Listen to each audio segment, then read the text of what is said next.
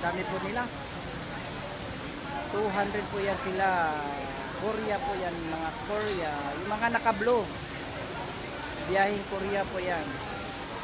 Deployment from Korea.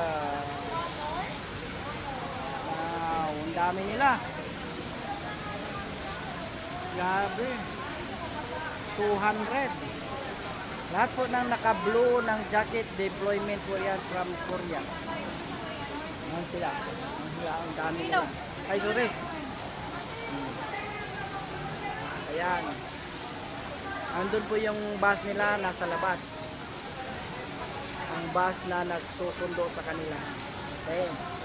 Update lang tayo para for deployment for Korea as a factory worker. 200 plus po yan sila ngayon. Papunta na po silang Korea. Lahat po na naka-jacket na blue.